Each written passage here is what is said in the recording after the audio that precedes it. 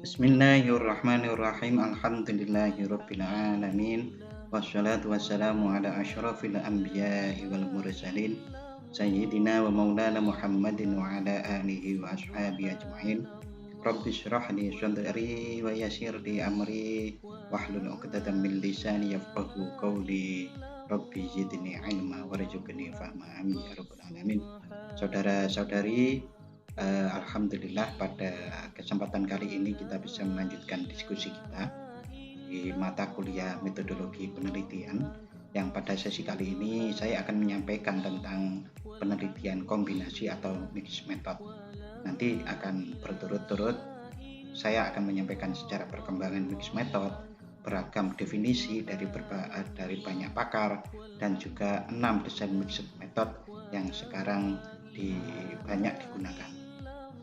Kita mulai dengan membaca basmalah. Bismillahirrahmanirrahim.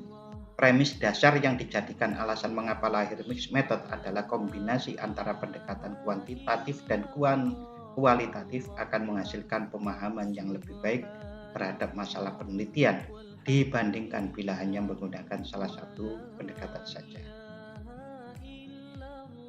Alasannya adalah bagaimana penelitian itu bisa lebih baik dilakukan.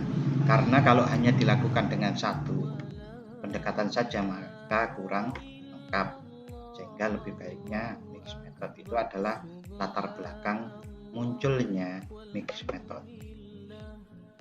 Tujuan mixed method adalah mengatasi kelemahan-kelemahan yang ada pada pendekatan kuantitatif maupun pendekatan kualitatif. Umpamanya kuantitatif itu kurang dalam interpretasinya, maka dilengkapi dengan kualitatif yang memang ada kekuatannya pada interpretasi yang mendalam. Sedangkan kualitatif itu kurang objektif gitu, sehingga diperkuat dengan kuantitatif.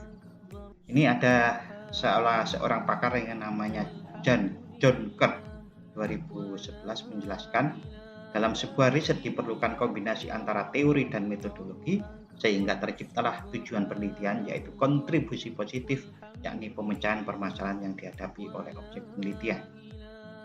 Karena penelitian itu sebisa mungkin adalah menyelesaikan permasalahan-permasalahan yang ada di lapangan, sehingga John Kirk berpendapat seperti ini, mempunyai kontribusi.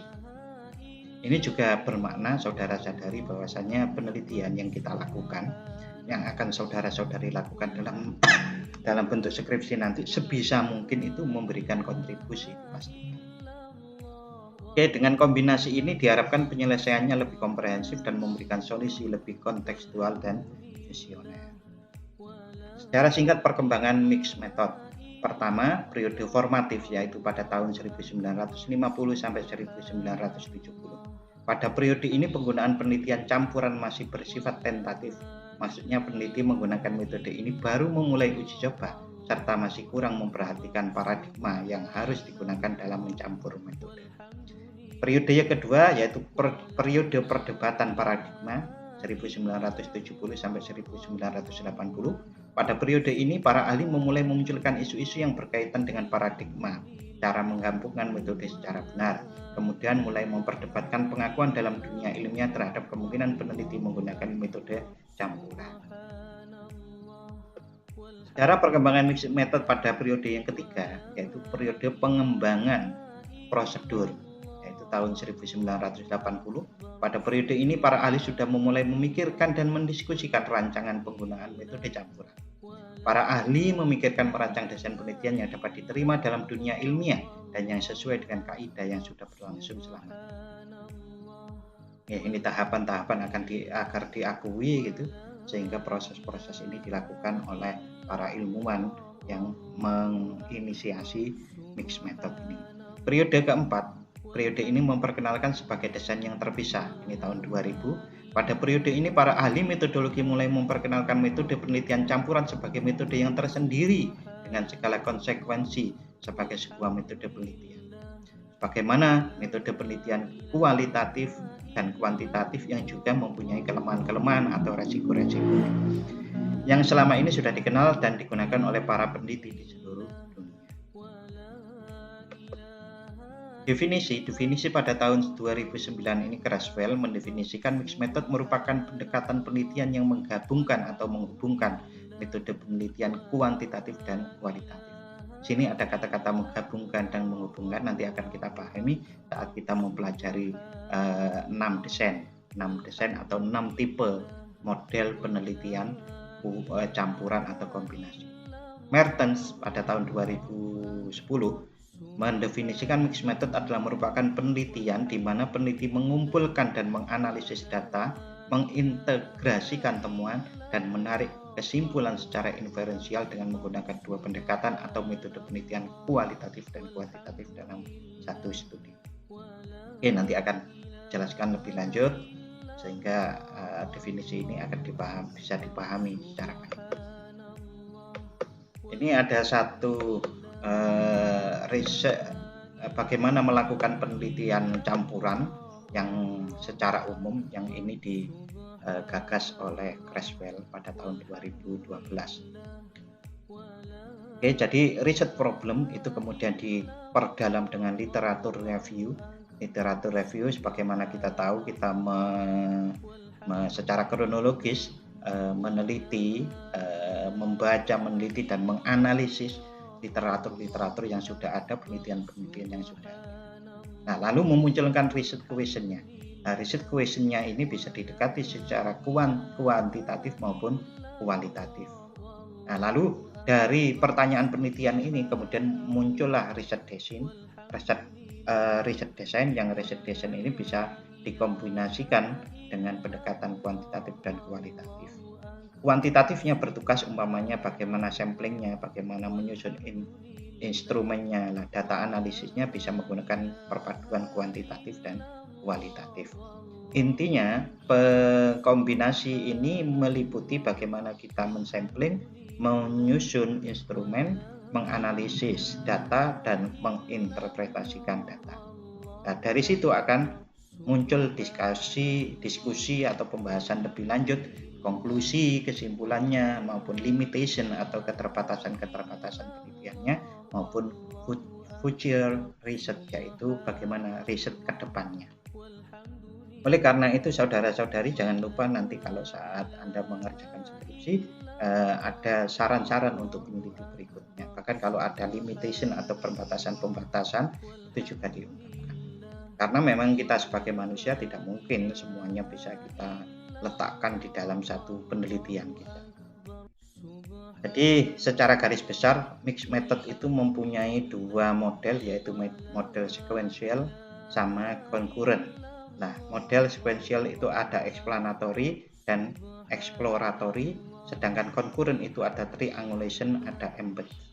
Nah, dari sini itu kemudian para ilmuwan itu menyebut bahwa desain mixed method itu ada 6. Ini ada sequential, explanatory design, sequential exploratory design, ada transformative design. Sedangkan concurrent ada concurrent triangulation design, ada concurrent embed design, dan concurrent transformative design. Masing-masing akan kami jelaskan sebagai berikut. Sequential explanatory design terdiri dari dua fase yang berbeda. Pertama kuantitatif, kemudian diikuti oleh kualitatif. Dalam desain ini, seorang peneliti terlebih dahulu mengumpulkan dan menganalisis data kuantitatif atau yang numerik.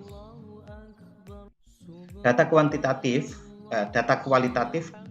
atau berupa teks hasil wawancara dikumpulkan dan dianalisis kedua dalam urutan kedua dan membantu menjelaskan atau menguraikan hasil kuantitatif yang diperoleh pada fase pertama. Ini sebetulnya agak sering dilakukan, termasuk kami pernah melakukan pada saat meneliti tentang mahasiswa. Jadi kuantitatif itu kita kerjakan terlebih dahulu, lalu kemudian penjelasan untuk menjelaskan hasil kuantitatif itu kita mengadakan wawancara. Pada fase kedua, kualitatif dibangun di atas fase pertama, kuantitatif. Dan kedua, fase terhubung pada tahap menengah dalam penelitian. Alasan untuk pendekatan ini adalah bahwa data kuantitatif dan analisis selanjutnya memberikan pemahaman umum tentang problem penelitian. Data kualitatif dan analisisnya menyempurnakan dan menjelaskan hasil statistik tersebut dengan mengeksplorasi pandangan peserta secara lebih mendalam. Ya, ini secara praktek sebetulnya bisa Anda lakukan, kita lakukan saat kita membagi angket, habis mengisi gitu, lalu kemudian kita sekalian kita melakukan wawancara. Nah, hanya saja yang paling bagus itu hasilnya diselesaikan dulu secara kuantitatif, baru kemudian dilakukan wawancara pendalaman-pendalaman terhadap poin-poin tertentu dari hasil kuantitatif itu. Sehingga hasil penelitiannya lebih mampu untuk menjelaskan permasalahan-permasalahan yang ada, dan itu kemudian akan mampu untuk memberikan kontribusi yang lebih baik. Berikutnya saudara-saudari, ini bahkan dari langkah-langkah penelitian desain sequential explanatory. Di diagramnya seperti ini. Jadi ada masalah atau potensi rumusan masalah. Jadi kalau sebagaimana kita ketahui, kalau kuantitatif itu masalahnya sudah pasti, tapi kalau ini potensi rumusan masalah karena ini memang perpaduan antara kualitatif dengan kuantitatif.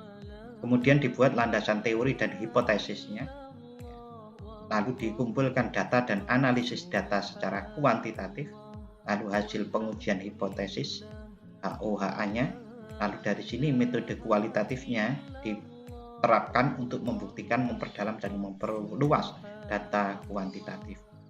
Dari sini penentuan sumber data penelitian, ya, lalu pengumpulan dan analisis data kualitatif, analisis data kualitatif dan kualitatif, kesimpulan dan saran. Ini diagramnya, penjelasannya sebagaimana tadi disampaikan. Lalu berikutnya ada sequential exploratory design, adalah metodologi penelitian campuran yang menggabungkan keunggulan penelitian eksplorasi dan konfirmasi. Ini dimulai dengan studi skala kecil untuk mengeksplorasi hipotesis. Jadi sebelum penelitian ke lapangan, hipotesisnya itu dieksplorasi dengan wawancara. Lalu diikuti oleh studi yang lebih besar untuk mengkonfirmasi temuan studi pertama. Jadi sesudah ditentukan eksplorasi hasil hipotesisnya itu lebih komprehensif gitu, lebih mendalam, kemudian dikonfirmasi dengan kuantitatif. Pendekatan ini memungkinkan para peneliti untuk dengan cepat menguji hipotesis baru dan mengumpulkan data sebelum berkomitmen untuk studi yang lebih besar.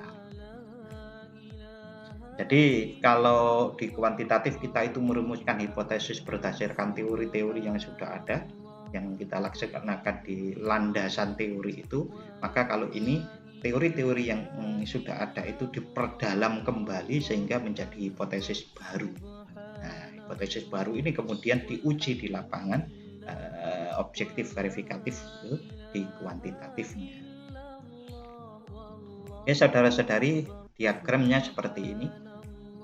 Ini sequential exploratory design, masalah dan potensi masalah, lalu diadakan kajian teori, pengumpulan dan analisis data, temuan hipotesis yang bisa jadi hipotesis baru tadi, lalu penerapan kuantitatifnya untuk menguji hipotesis, yaitu populasinya dan sampelnya ditentukan, lalu pengumpulan data, lalu analisis data, lalu kesimpulan dan saran. Nah, sebagaimana saya sering mengungkapkan, pahami dulu kualitatif, pahami dulu kuantitatif, baru kita bisa memahami dengan baik yang disebut mixed method atau metode kombinasi atau campuran ini. Sehingga tidak tanya lagi populasi itu maksudnya apa, sampel apa, sudah enggak. Ini sudah dijelaskan semuanya di sesi-sesi sebelumnya. Termasuk juga bagaimana cara mengumpulkan datanya, menganalisis datanya secara kuantitatif. Begitu juga ini yang kualitatif ini, bagaimana pengumpulan datanya, analisis datanya ya secara kualitatif, dan itu sudah kita bahas. Berikutnya adalah sequential transformative design, adalah metode desain campuran di mana desainer secara berulang membuat dan menguji prototipe di mana desainer secara berulang membuat dan menguji prototipe. Nah, ini tepat sekali untuk research and development. Jadi sequential transformative design ini dipakai dengan prosedur research and development maupun design and development. Yang research and development R&D maupun design and development atau D&D. Belajar dari setiap langkah untuk menginformasikan yang berikutnya. Jadi betul-betul langkah sebelumnya itu dipakai untuk langkah berikutnya. Ya umpamanya kita membuat sebuah video pembelajaran. Video pembelajaran itu kemudian ternyata kurang efektif. Nah, kekurangan efektifnya itu kemudian dicari mengapa seperti itu. Nah, kemudian dari situ kemudian dilakukan langkah-langkah perbaikan. Langkah-langkah perbaikan itu kemudian diuji cobakan lagi, lalu kemudian terus seperti itu. Sehingga secara berulang untuk membuat dan menguji prototipe. Ya, itu contoh sederhananya kalau orang membuat motor atau mobil kan seperti itu. Bahkan juga orang membuat kue kan seperti itu. Membuat kue itu diolah lagi, wah kurang ini, tambahi lagi. Nah, ini secara berulang. Pendekatan ini sangat cocok untuk masalah atau proyek yang kompleks dengan banyak pemangku kepentingan. Negara ini kan banyak pemangku kepentingannya, sehingga sangat cocok menggunakan sequential transformative design ini karena memungkinkan iterasi dan kolaborasi di antara anggota. Sifat berurutan dari proses ini juga memastikan bahwa semua aspek desain dipertimbangkan sebelum implementasi. Ini diagramnya di transformative design. Nah, sebagaimana Anda lihat di situ ada lingkaran, bukan lingkaran, ada garis putus-putus, itu menunjukkan empat fase ini, 4 tahap ini bisa berulang secara terus menerus. Berikutnya concurrent triangulation design. Concurrent triangulation design dikenal sebagai desain studi kasus ganda, yaitu strategi penelitian kombinasi yang menggunakan 2 atau lebih studi kasus untuk mengeksplorasi suatu fenomena secara bersamaan. Jadi ada satu kasus, kasus itu serupa, umpamanya kasus penindasan terhadap pemilik lahan di lahan sawit atau lahan karet atau lahan tambang gitu. Nah, itu kan ada di berbagai macam daerah. Nah, kita menggunakan ini, desain ini digunakan secara luas dalam bisnis dan ilmu sosial dan telah terbukti menghasilkan temuan yang lebih andal daripada desain kasus tunggal. Coba diagramnya kita pahami bersama-sama. Jadi ada masalah yang sejenis dari 2 atau lebih kasus. Kita rumuskan, kita dekati dengan masalah secara kuantitatif maupun masalah secara kualitatif. Nah, masalah kuantitatifnya ini memperkuat peneliti sebagai human instrumennya. Sebagaimana kita kenal bahwa human instrument atau instrumen manusia itu adalah instrumen manusia itu maksudnya manusia, peneliti itu sebagai instrumen. Kita mengenal instrumen ada skala, ada angket, gitu, ada wawancara, panduan wawancara, ada checklist observasi maupun FGD, focus group discussion. Nah, itu kita human instrumennya itu dipakai untuk memperkuat masalah yang kuantitatif. Sebagaimana kita ketahui masalah kuantitatif kok didekati dengan human instrument. Nah, ya inilah kombinasi. Lalu pengumpulan data kualitatif, di sini kuantitatif, di sini kualitatif, di sini kualitatif lagi gitu. Lalu yang di sini dihubungkan sumber datanya. Jadi pengumpulan data kualitatif yang sebelah kanan, kuantitatif yang sebelah kanan.